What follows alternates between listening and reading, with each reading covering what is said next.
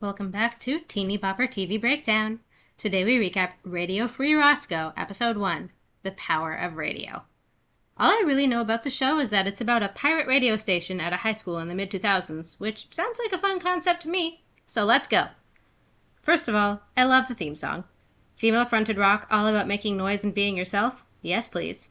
I was going to say the sound reminded me of Tangled Up In Me by Skye Sweetnam, and then I looked it up and she actually sings the theme song itself. So I'm very proud of myself for recognizing that. We start out with who we can tell will be our main characters, two boys of color, yay! And a white girl sitting in a high school cafeteria. They're just starting 9th grade and acknowledge their nerves as they begin to observe the social dynamics surrounding them. Ray, who seems to be of Middle Eastern heritage, is a lot, but Lily seems like she's able to stand up for herself, which is good. The black boy, Afro and all, has only been referred to as Radiohead so far. He does always seem to have headphones on and an antenna out, and he shakes his head at the antics of the other two. All of a sudden, the intercom blares, and official school-sanctioned Cougar Radio comes on the air. They are the Henry Roscoe Cougars, hence the name. Kim Carlisle is speaking, and I'm sure this isn't the last time we'll hear her. After school, Radiohead is listening on a Discman to a demo Lily recorded. We learn his name is Robbie when Lily chastises him for making fun of her as they head into a warehouse that the trio seems to have converted into a clubhouse of sorts. Robbie waxes poetic about an underground teen radio station he found, how radio turns sound waves into a voice in someone's ear, and how he wants to be that voice. Then asks Ray if the boy has told his dad yet that he's going out for the play rather than the soccer team. And the answer to that would be no.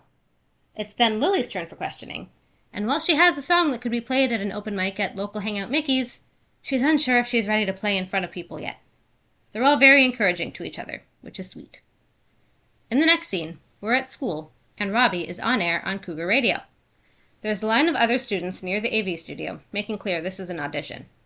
While Robbie monologues, rhetorically asking what's so great about fitting in, Lily contemplates a flyer for the open mic mentioned earlier.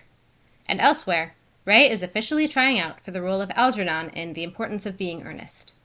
After the AV auditions, the participants gather together with the principal, who oversees Cougar Radio, and a boy named Travis raises some concerns.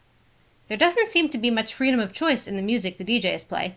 They have to pick from a previously selected list, and there's no room for editorializing on school issues. The principal claims it's his job to make sure the station is the unified voice of Roscoe High, but what's unspoken is that said voice is on his terms. So if the students have a problem, they do not get to vocalize it. I think I see where the want for an alternate station is going to come from. Robbie is assigned to the ad department, which he tries to convince himself is still going to be cool, but we all know he's going to want more. It's open mic night, and Lily's up next, with Robbie and Ray in the audience supporting her. She clearly has stage fright and bombs her attempt at a performance, which is unfortunate because we can see there's potential if she'd let herself settle into it. The boys are proud of her for trying, but still accidentally make her feel inadequate when she asks how their auditions went. Robbie shares that he'll be on the air the next day, and Ray says he nails his tryout, but maybe taking their words at face value isn't the right thing to do at this moment. In the radio booth the next day, Kim gives Robbie copy to read, and he laughs at the quality before realizing Kim herself wrote it. Maybe not the best first impression there. But when Kim goes on, her broadcast is interrupted. When she says, "This is the voice of Roscoe High," your voice, of course, a new voice chimes in with, "Will not be heard." Cougar Radio is the voice of the administration and has total control over what goes on the air. We see the principal furious in his office, and Robbie in the hallway listening with a smile on his face, so we know it's not him speaking. Robbie figures out pretty quickly that the rogue broadcaster was Travis, and makes it clear they're on the same side when he brings the other boy to the clubhouse. Near the auditorium, Ray looks for his name on a callback list, and from his reaction it's hard to tell whether he got it or not.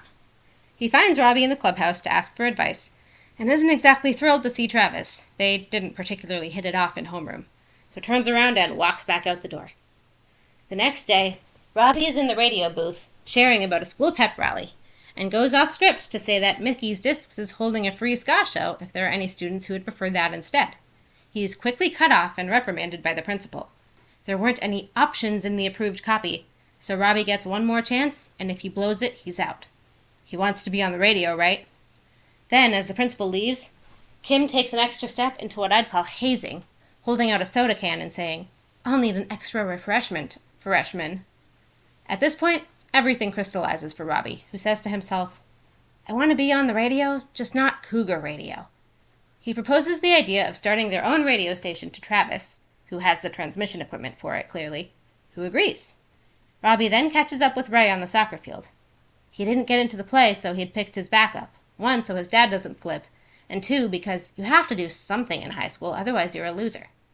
Robbie tries to sell him on joining the alternative radio station, and succeeds. He does say a lot of nice things about playing whatever music and speaking however they want, but it's probably the Get Girls line that does it. He gets Mickey, of Mickey's Discs, to stream the show on the coffee shop/music store hybrids radio, and the 3 boys are off and running. Lily happens to be at Mickey's when they first go on the air, and when the first song the boys play is her demo, she's stunned but happy to see the store's patrons and employees bobbing their heads, enjoying the tune. She runs into the clubhouse and stakes her claim. She wants in, too. And thus, Radio Free Roscoe was born. Don't change that channel. We'll be right back on Teeny Bopper TV Breakdown.